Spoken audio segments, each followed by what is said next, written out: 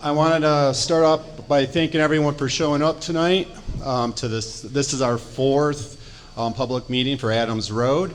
I'm Brad Knight. I'm the Director of Planning and Environmental Concerns at the Road Commission for Oakland County. And this is a joint effort for the study of this corridor between the Road Commission, Rochester Hills, and Oakland University. So I'm going to introduce the mayor here in a second, and then we have a presentation for you, and then we're going to move on to individual stations.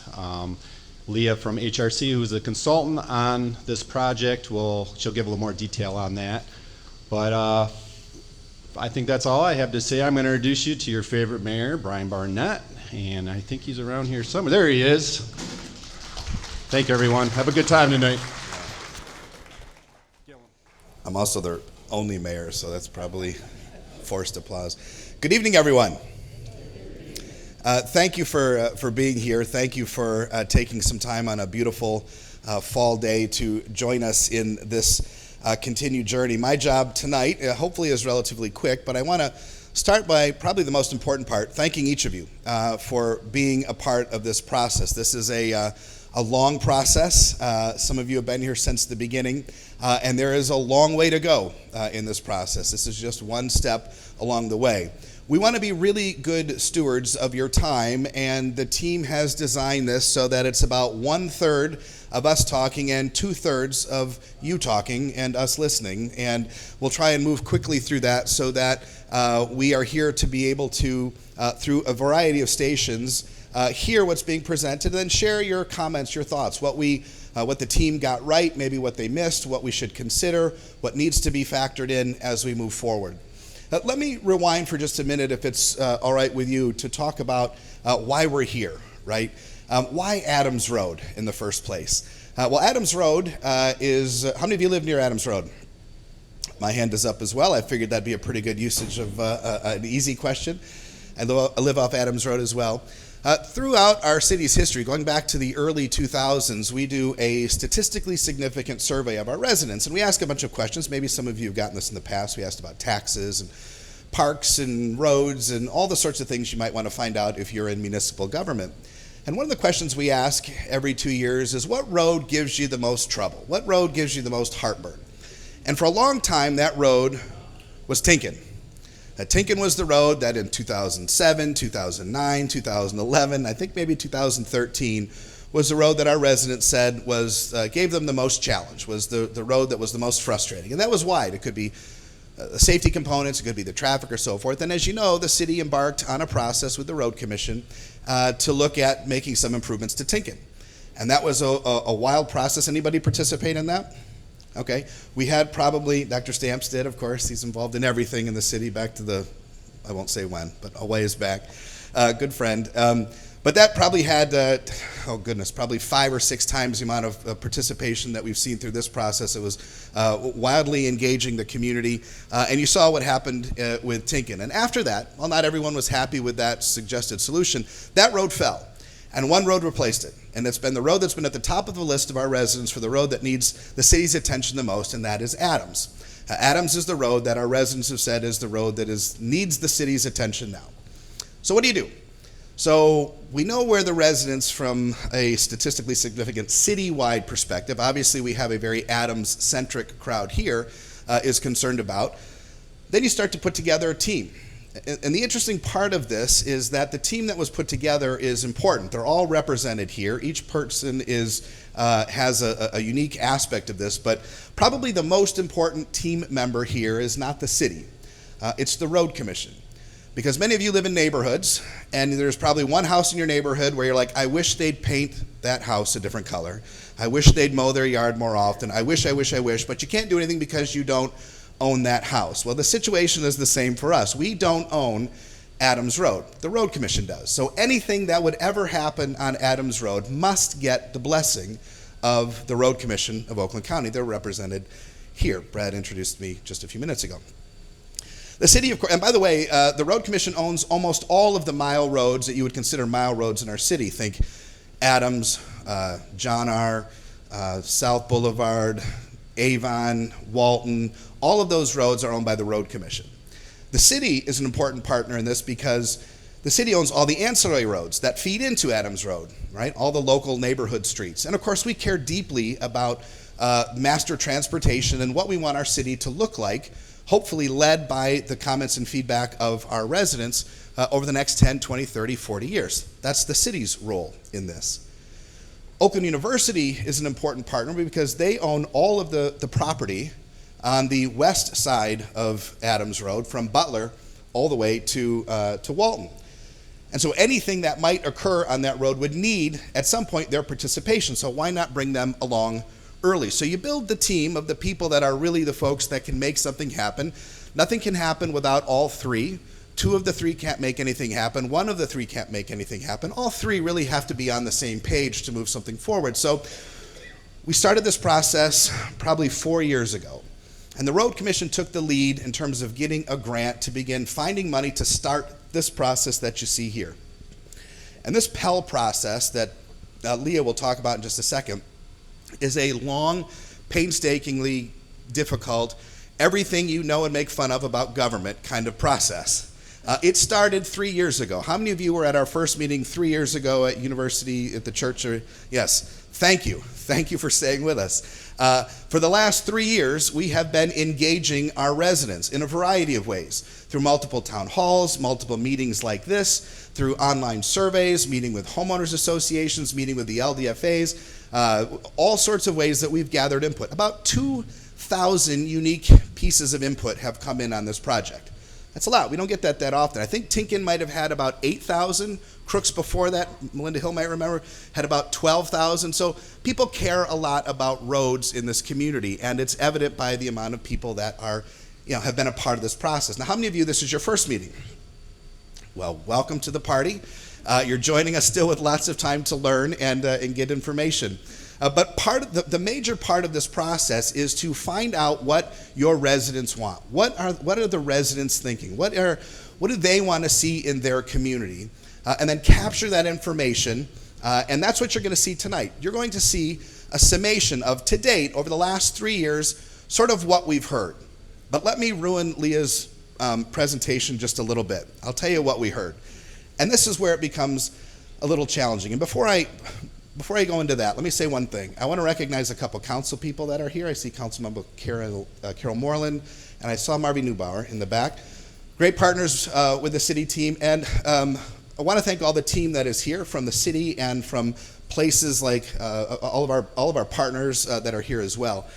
The city has had a really, really great year. And I think it's because of people like you in processes like these over the past that we've achieved some of the success. Hopefully you've heard and have told lots of people that we were just ranked the 9th best place to live anywhere in the country, right? 9th best place to live anywhere in the country. Well, that's worth an applause, yeah. The FBI rates us the 5th safest city to live anywhere in the nation. And the one that matters the most to me, again, in that resident-centric survey, 95 out of 100 of you here, so if there's 200 of you here, only maybe 8 or 10 of you, would recommend living in Rochester Hills to a friend or neighbor. 95% of people enjoy living here and would recommend it to a friend. So the work that your predecessors and my predecessors have done in creating a good community has been working, because people want to be here and value what we've all created. And that's probably what brought you here in some form or fashion. You don't move to some place you don't like, right? And you don't stay someplace you don't like. And we have been a place that has continued to draw and outperform almost every community in Southeast Michigan. So I recognize that as a contribution to the city councils that have come before, and also, most importantly, the residents who've really guided the direction of this city. So what did we hear in the comments and feedback? And this is where it gets challenging. I'll use a bucket example. So over here in this bucket, and maybe some of you were in this bucket, we heard people say the most important thing to us is the history of this area. The steps, the stone wall, the look and feel. This is the most important thing to us, and we value that more than anything. And we're willing to make some concessions on safety and some concessions on traffic efficiency. And those people in that bucket are really good.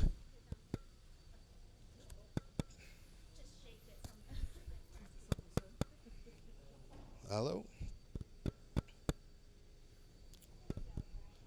I could probably yell. Can you hear me?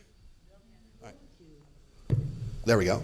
Those people in that bucket are really good tax-paying citizens that probably are in this room, probably live on your street, and certainly live in your neighborhood. And then there's another bucket of people who said, the most important thing to us is safety.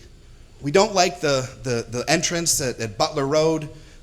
We think that some of the hills are dangerous for kids as they drive. There's no place to walk on the side of the road if you're a cyclist or a walker on the north section. We care most about safety, and we're willing to take some concessions on the history component and the traffic efficiency component, because safety is where we think is the safety is the thing we think is the most important. And those people in that bucket are good, tax-paying residents of our city. Some of you in this room, certainly on your street, and most certainly in your neighborhood. And then there's another bucket, and this bucket often responds in all caps. They care most about the traffic.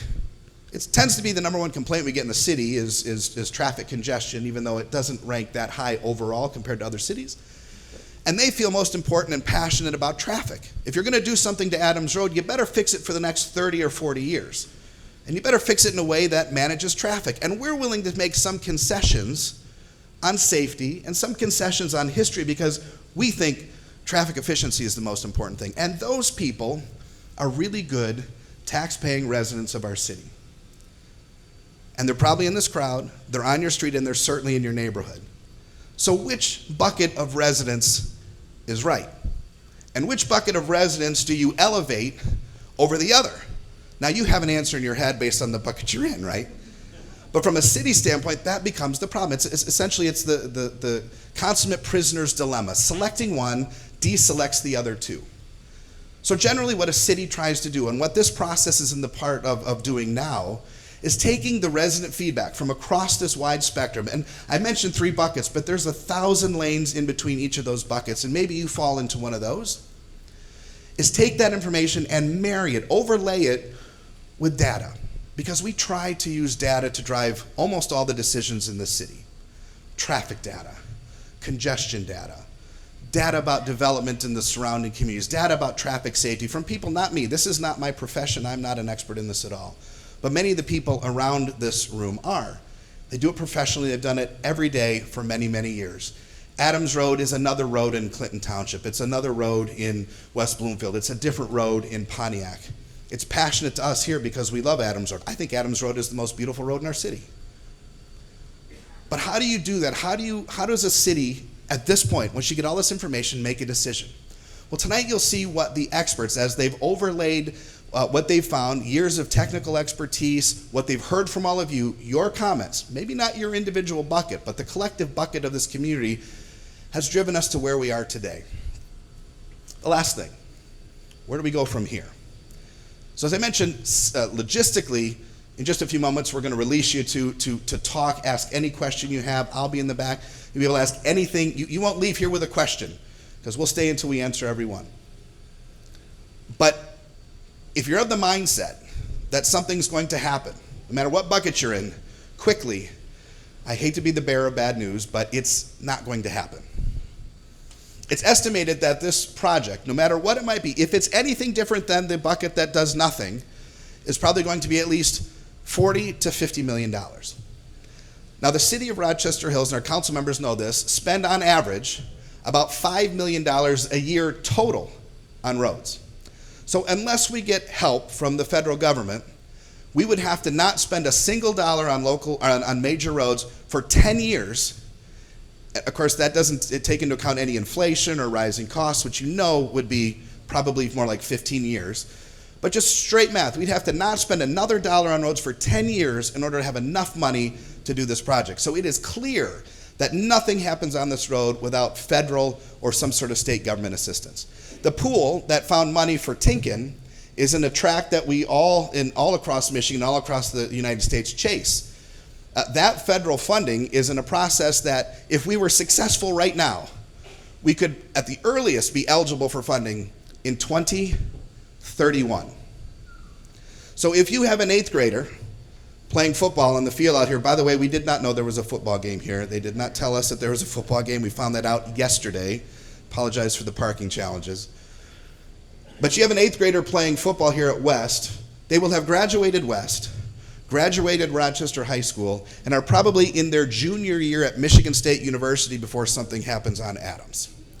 Some of you might quietly cheer that. Some of you might quietly find disdain in that, but that is the reality of this. So if you came here to say, we've got to stop this tonight, share those comments, but just know that without funding, it's not going to happen locally, and the funnel for funding from the federal government is such that if everything was perfect, and we're ready to go now, which we aren't even close, 2031.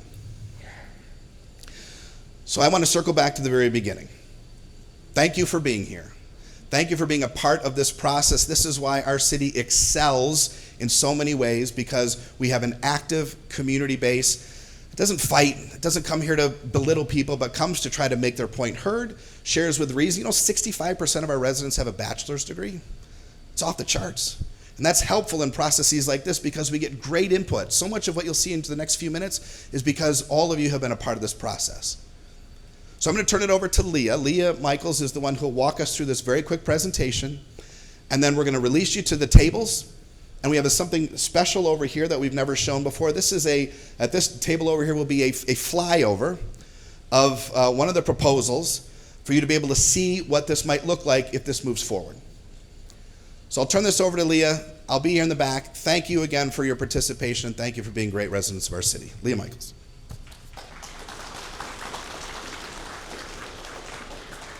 Thank you, Mayor. Nice to see everyone tonight. You know, I did ask the mayor if he wanted to give the full presentation, but he said, no, I'll leave that to you. I think he gave most of it already, so I'll try to summarize some of the stuff that he may have missed, some of the more technical information. But he did a really good job of explaining the process of how we got where we are right now. And my clicker, Cole, can I get you to assist up here, please?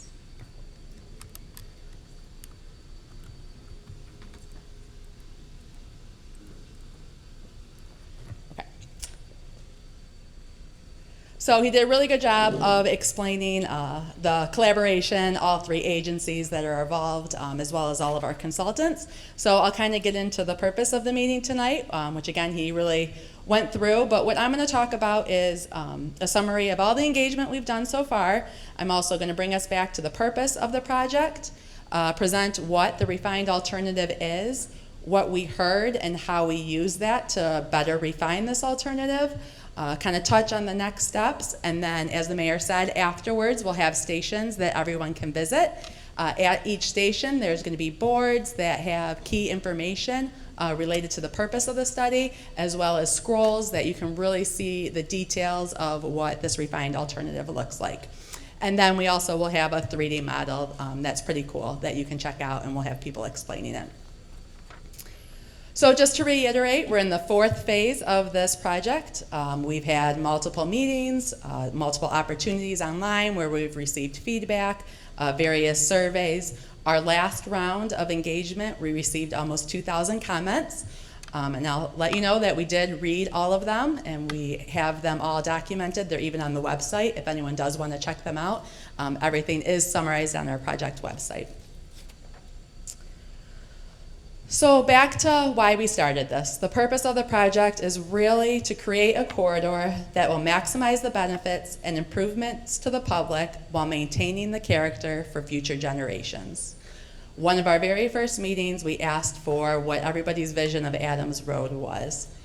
Through that, we developed the purpose being to improve safety and improve capacity, promote multimodal use, complement the environment, respect history and culture while improving infrastructure. So what you have in front of you, or what you grabbed on your way in, is a survey that we would like everyone to take tonight. The next part of the presentation is going to walk through each of these purpose statements, talk about how the refined alternative meets it, some of the challenges with meeting it in the refined alternative, and we really like you to check the box for those that you agree with. Also, if there is anything we missed or anything else you want to provide comments on, that's what the back of the form is for, and there's boxes around the room that you can leave them in. So what is the refined alternative? So in simple terms, we have Adams Road with 1 through lane in each direction, a center left turn lane, In those areas that we don't need the center left turn lane. Okay, sorry. Bluetooth. Hello, okay, back, sorry. Where we don't need that center left turn lane, we've proposed raised medians and also some improvements on the side street. We have 3 roundabouts proposed, one at Butler Road, which is the southernmost spot for it. As we go to the north, a roundabout proposed at Avon, and then as you go further to the north at Meadowbrook Hillendale intersection. And then as you approach Walton Road, the refined alternative has an additional through lane in each direction with dedicated right turn lanes at the intersection. As far as multimodal, we have 8-foot pathways in select locations, as well as mid-block crossings and seating areas with enhanced landscaping. Next. So as I mentioned, we're going to walk through each of those purpose statements. We're going to start off with what we heard about it, and then how the refined alternative addresses it and some of the challenges that we still have with it. So we're going to start with safety. Safety is our #1 concern. It is what started this project. It is the reason that we're here and why we're further reviewing this corridor. And a lot of you agree with that. We received a lot of comments saying that safety is important. We heard safety is the #1 concern. Intersections are far too dangerous. Some improvements are needed to reduce accident-prone intersections. Multiple comments like this. And a key location that we heard about is really the Butler Road intersection. We heard that a lot of you don't feel safe trying to turn left off of Butler onto Adams Road, especially when there's a lot of traffic on Adams. So how does this refined alternative address safety? So we have a couple key items. We have the 3 roundabouts. Roundabouts are a known measure to improve safety. I know not everybody likes them, but roundabouts do force drivers to go slower. We do often see an increase in fender bender type crashes at roundabouts, but we don't see fatalities and serious injuries with roundabouts. So while we do want to eliminate all crashes on the road, our overall goal is really eliminating those deaths and those serious injuries. Really want people to arrive safe at home. In addition to roundabouts, the refined alternative has additional through lanes at the intersection, improved sight lines at side streets, and enhanced crossings for non-motorized traffic. Of course, improving safety does not come without challenges. So in order to fit the roundabouts in, it does require some additional space at those locations, at those currently signalized intersections.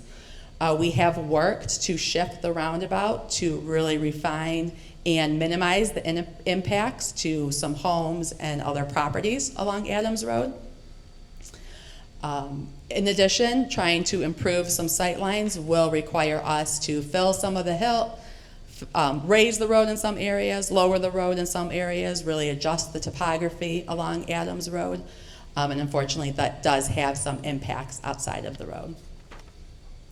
Staying on the topic of safety, we also heard a lot of comments about the segment of Adams Road. We heard Adams is too hilly, lower the speeds to save lives, all for increasing safety on the dangerous roads. A dedicated turn lane would be great.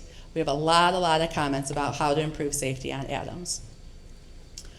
So the refined alternative for the segments along Adams includes 1 through lane in each direction, like I mentioned, along with a center left turn lane. The center left turn lane eliminates vehicles that want to turn left from the through lanes, kind of puts them in their own spot, and eliminates the need for the passing lanes. Currently, there's a lot of passing lanes out on Adams Road. In locations where we don't need the left turn lane, we're proposing some raised medians, which are a good opportunity to provide some landscaping along the corridor, as well as help to slow down speeds.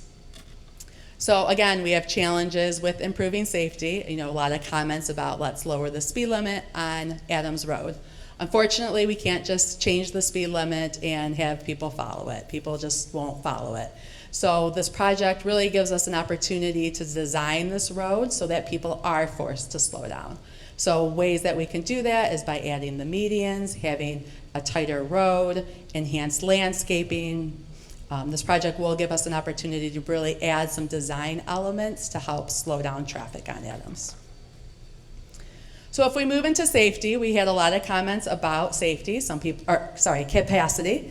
Some people wanting to improve capacity, some people wanting larger roads, some people wanting it the same road. So a lot of different varying opinions on capacity along Adams Road. So what the refined alternative is doing is providing somewhat of a compromise when it comes to capacity. So we are able to increase capacity at the intersections through the use of roundabouts while maintaining one lane in each direction in between.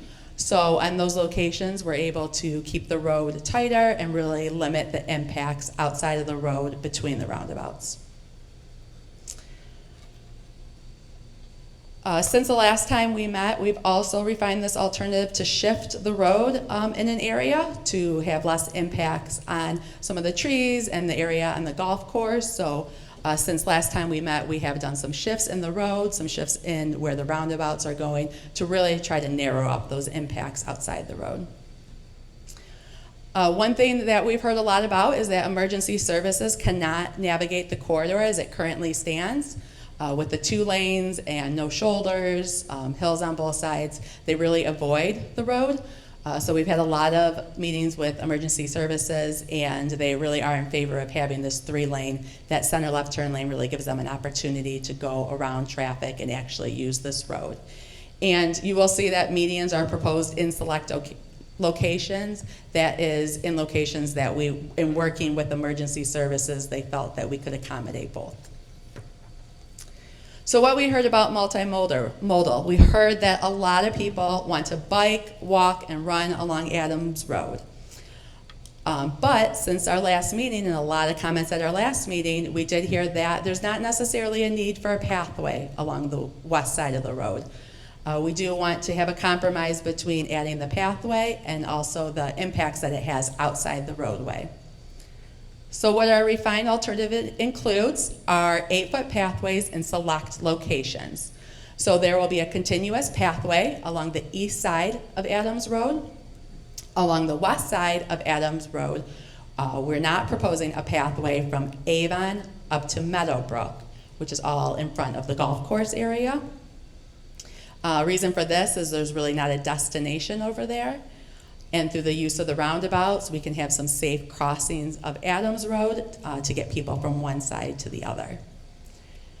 Something else we heard is that people would like to be able to use this more as a destination for non-motorized traffic.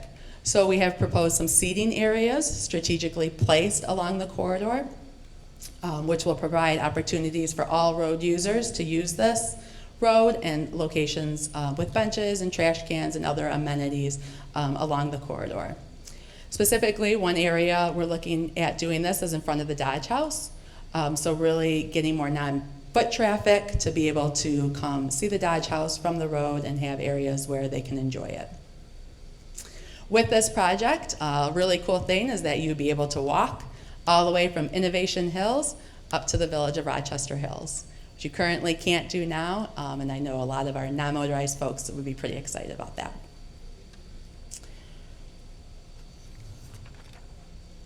So we also, infrastructure is one of our key purposes. We did hear that there is a need for infrastructure. Of course, upgrades are needed, but not at the expense of our history. We should preserve as much of the landscape and history as possible while still improving infrastructure. So this is one of that. We received a lot of comments about people wanting to improve infrastructure, but also trying to balance it with the other important things to everyone. So we've spent a lot of time reviewing all the existing utilities in the area, those underground as well as those overhead. The refined alternative really provides an opportunity to install a new bridge over the Clinton River that can accommodate pedestrians, a new culvert crossing over the existing drain, new road pavement, new underground infrastructure, new overhead infrastructure. So with this project, it really does give us an opportunity to improve all types of infrastructure along the corridor. As I mentioned before, we did shift the road in some locations, and really that was to limit impacts on properties along Adams Road. So we've really worked to refine, to limit how much needs to go outside of the existing road, outside the existing right-of-way. Okay. This does not want to stay on. Okay. Next one, environment. So we heard a lot of people wanting to limit the impacts to environment, preserve existing trees, address safety with less impact on environment, least disturbance and removal of old grown trees is important, preserve the scenic rolling hills, a lot of comments about environment. So what we have done is we did spend a lot of time doing a tree survey and really looking at the condition of all the trees along the corridor. As I mentioned, the refined alternative does include modifying the pathway locations. And part of this is, you will see, we don't have a straight path anymore. We have a lot of meandering and a lot of moving around to try to save some of the existing landscaping and the existing trees. Specifically, removing the pathway on the west side of the road has really helped us to maintain a lot of that existing tree area on the west side of the road. We've also developed a full landscaping plan that we will have available for everyone to look at.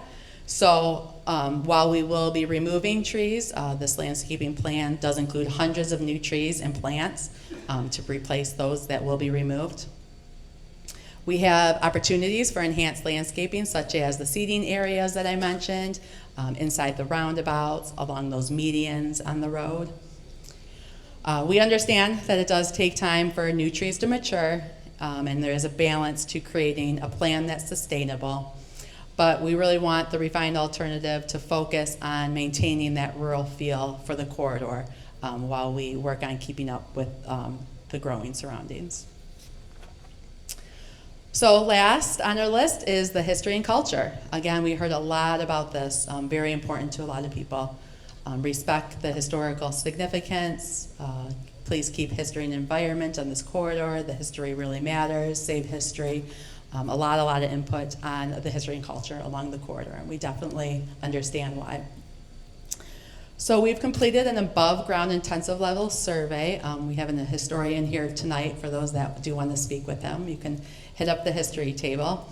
But he spent a lot of time looking into the current assets along the road, as well as beginning to engage with the State Historic Preservation Office. By shifting the road and the roundabouts, like I mentioned, the refined alternative will not impact any of the buildings. So we're happy to say there won't be any impact to the gatehouse, the sorority houses, other houses along Adams Road. However, due to modifications of having to raise and lower the road, the steps and the retaining wall will be impacted. I understand that's not what a lot of people want to hear, especially Dr. Stamps, who's giving me a dirty look. But we do want to hopefully be able to use this project as additional opportunities to really highlight all the great history in this area. You know, currently there's no signage, there's no pathways, there's no way for people to really enjoy all these elements. So we're hopeful that through an alternative like this, we can use the pathways, we can develop interpretive signing that can be at the rest areas, that can be along the path, that really lets everybody know about the great history that most of you in the room know, but maybe your neighbors don't.